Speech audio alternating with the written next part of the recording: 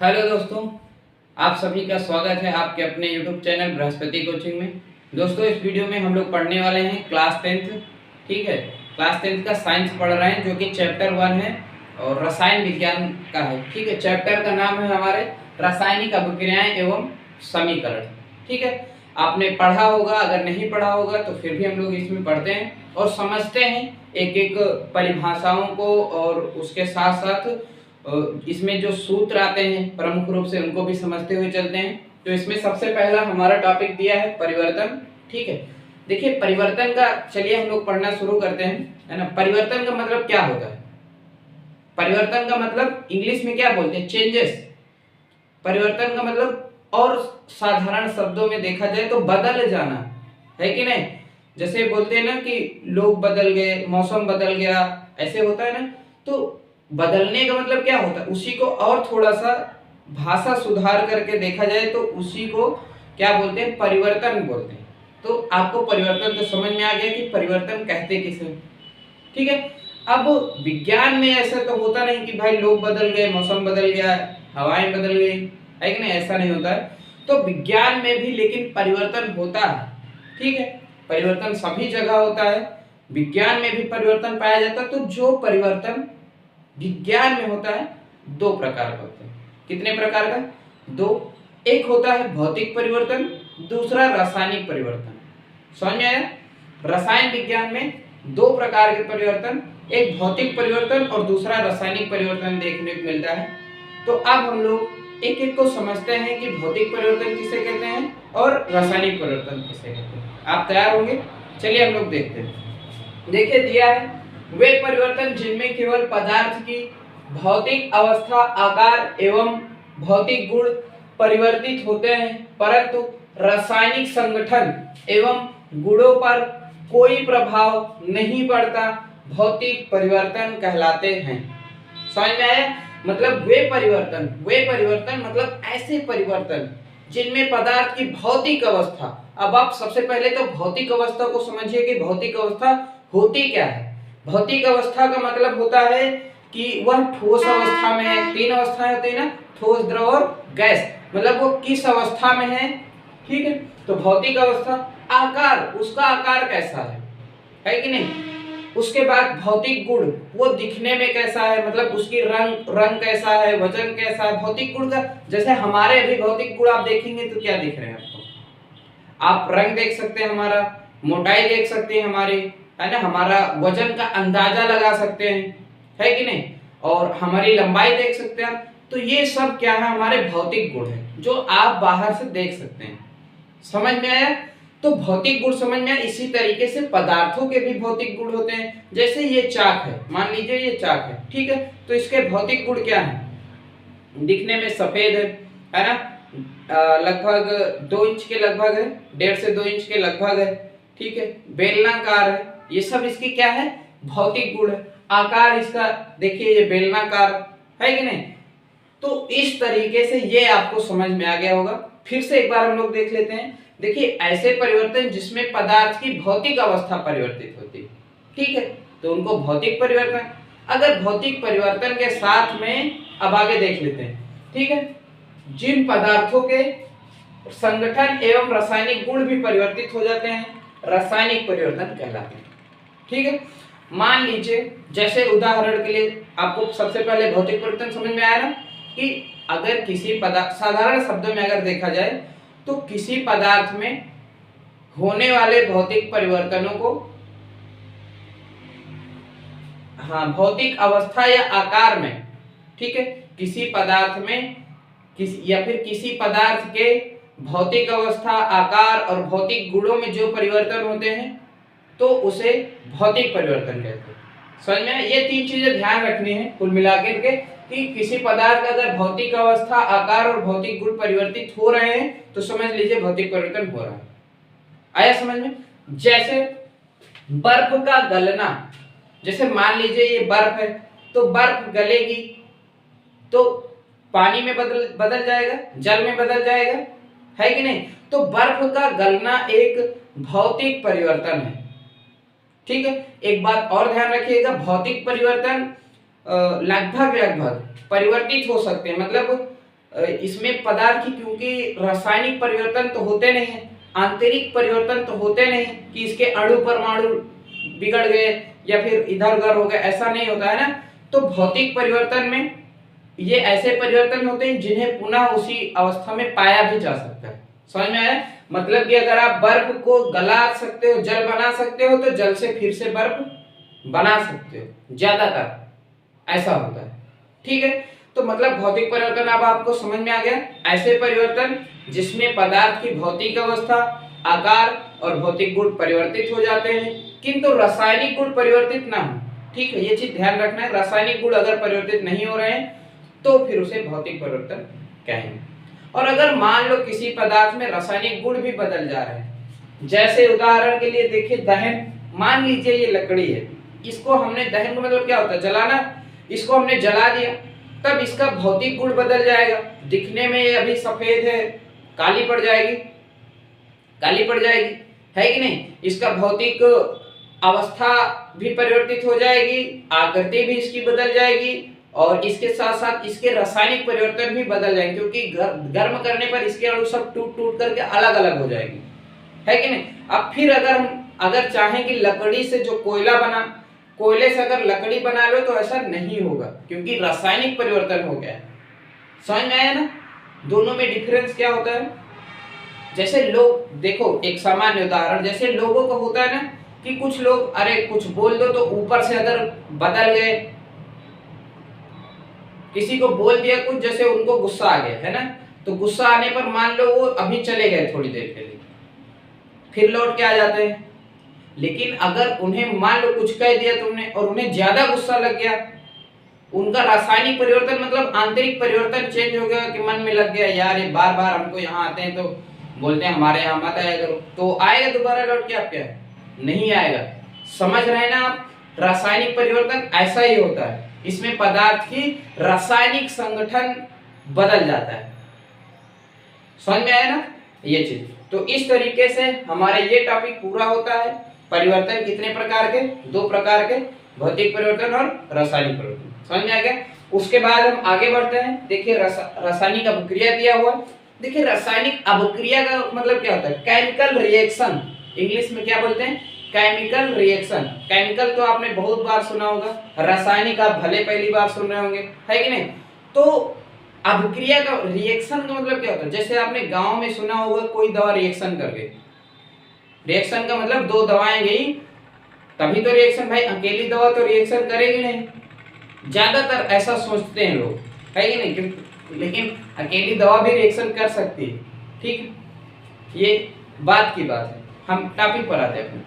तो रिएक्शन का मतलब क्या होता है? लोग गांव में ऐसा सोचते हैं ना, मैं देखो उदाहरण के लिए बता रहा हूँ कि गांव में लोग ऐसा सोचते हैं कि मान लो कोई आदमी है, 2 दवाएं खा लिया और दोनों दवा आपस में टकरा गई तो रिएक्शन होगा। समझ रहे हैं ना? यहाँ पर भी वही होगा, वह यहाँ पर बस थोड़ा सा चेंज होगा। वह अभिक्रिया, उसको हम अभिक्रिया कहेंगे। क्या कहेंगे?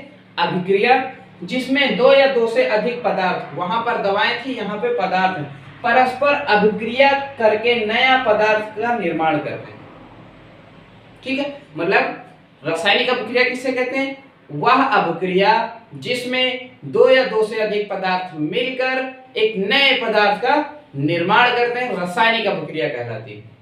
आया समझ में? जैसे उदाहरण के लिए, जैसे ये मैग्नीशियम है, ठीक है, Mg होता है, इसको ऑक्सीजन के साथ जला दिया गया तो यहां पर आपका MgO बन गया, मतलब मैग्नीशियम ऑक्साइड। ठीक है,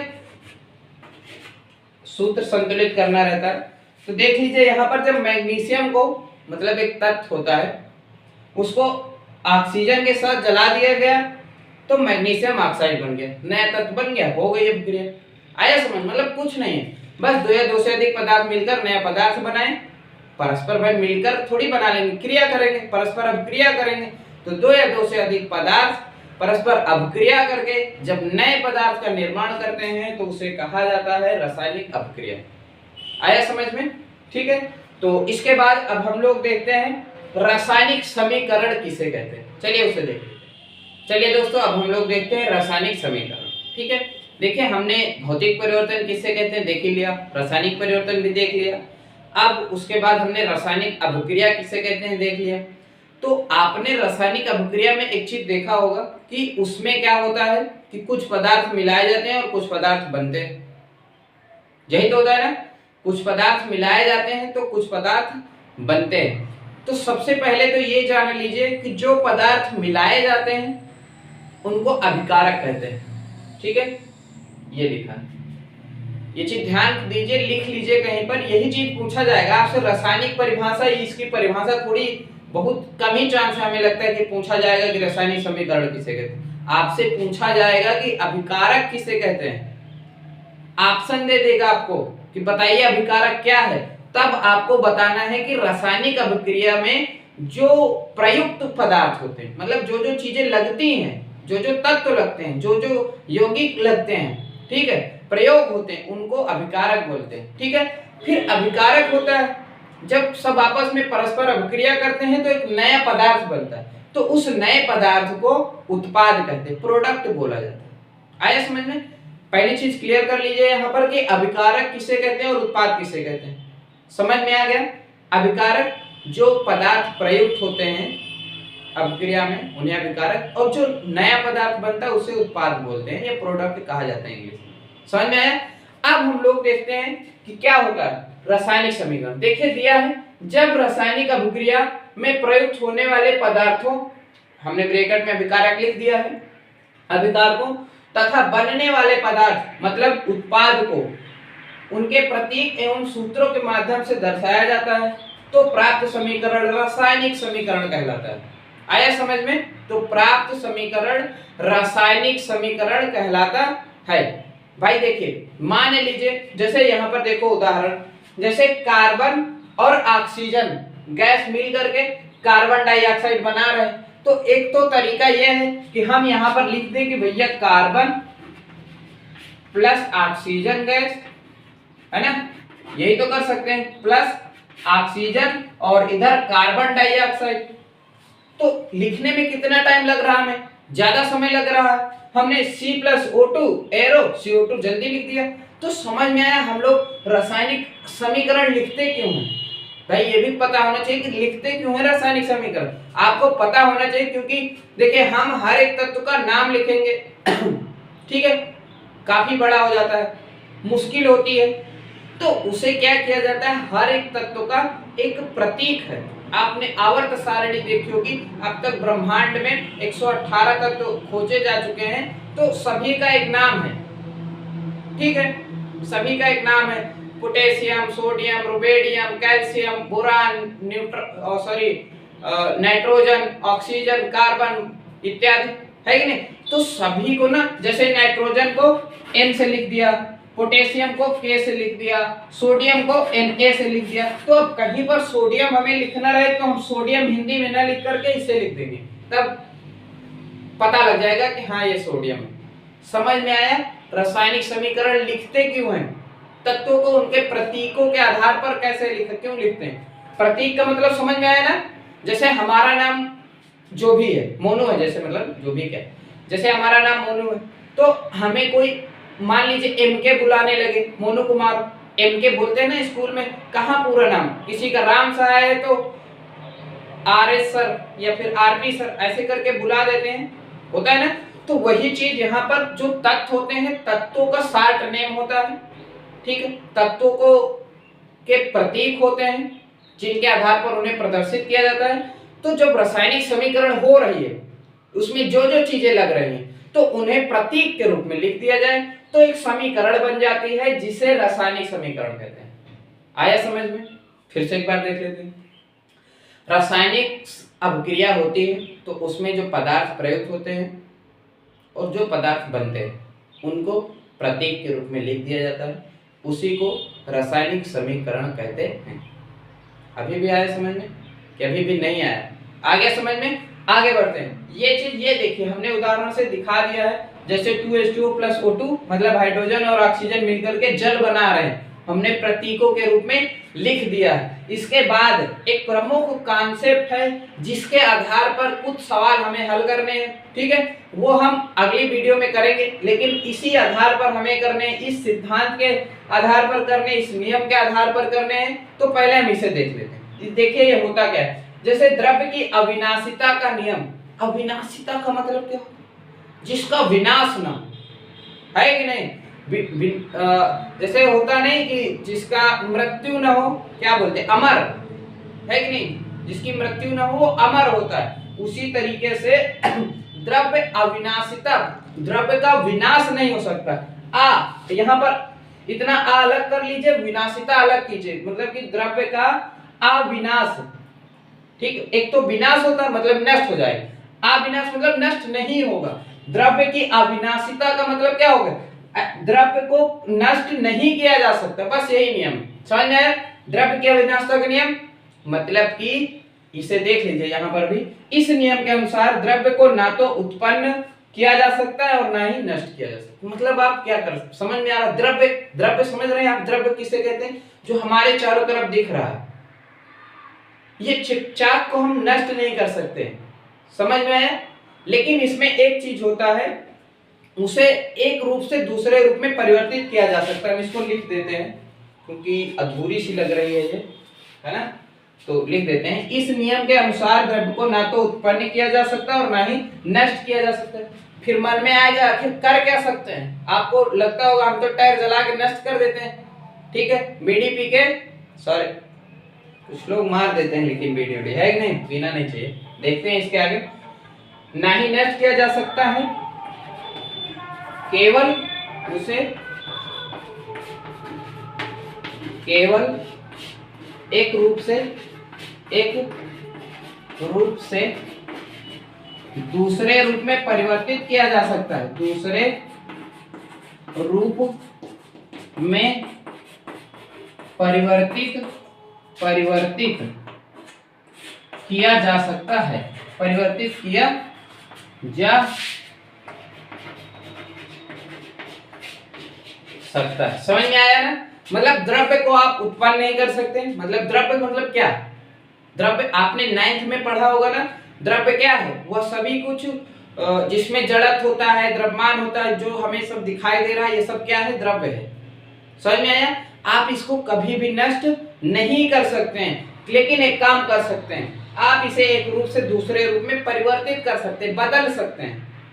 समझ में आया। जैसे उदाहरण के लिए मान लीजिए आपने सरसों के पेड़ को उखाड़ा और उखाड़ करके उसकी सब्जी बना के खा ली। आपको क्या लगा कि आपने सरसों के पेड़ को नष्ट कर दिया, खा पी के बराबर कर दिया मतलब, लेकिन वो अब आपके अंदर गए, उसके वो जिन तत्वों से मिलकर बना है, जिन परमाणुओं से मिलकर बना है, कोशिकाओं से मिलकर बना, वो अब आपके अंदर आ गए। उसमें जो ऊर्जा थी वो अब आपको ऊर्जा, भाई भोजन करते क्या मिलती है, हमें ऊर्जा मिलती है कि नहीं। तो मतलब देखिए ऊर्जा बदल गई ना, अब हमारे अंदर आ गई। अब हम क्या करेंगे इस ऊर्जा का, हम लोग साइकिल चलाते हैं या फिर कोई काम करते हैं, हमारी ऊर्जा उसमें चली जाती है कि नहीं। तो मतलब ऊर्जा क्या होती है, एक दूसरे में परिवर्तित होती रहती है, ठीक है। जैसे जैसे बिजली में देखिए करंट जो आता है, बल्ब हम लोग जलाते हैं, करंट आता है, ठीक है, उसमें क्या होता है कि प्रकाश ऊर्जा में बदल देते हैं हम लोग, विद्युत ऊर्जा को प्रकाश ऊर्जा में बदल देते हैं, है कि नहीं। ऊर्जा का केवल रूपांतरण कर देते हैं हम लोग, बाकी ऊर्जा नष्ट नहीं होती। ये नियम यही कहता है, इस चीज को आप लोग समझ लीजिए। ये बहुत अच्छा और बड़ा नियम है, सभी जगह लागू होता है, ठीक है। मतलब कि आप ब्रह्मांड में किसी भी द्रव्य को ना उत्पन्न कर सकते और ना ही नष्ट कर सकते हैं। अगर ये कॉन्सेप्ट आपका क्लियर हो जाएगा तो अब हम लोग नेक्स्ट वीडियो में रासायनिक समीकरण संतुलित करना सीखेंगे, जो कि बहुत कंफ्यूजिंग टॉपिक होता है, बच्चों को समझ में नहीं आता है ना। तो हम लोग नेक्स्ट वीडियो में उसे देखेंगे। इस वीडियो में आपको उम्मीद करता हूँ ये सब चीजें समझ में आई होंगी, तो सब्सक्राइब कीजिए, है ना। मिलते हैं नेक्स्ट वीडियो में। Thank you.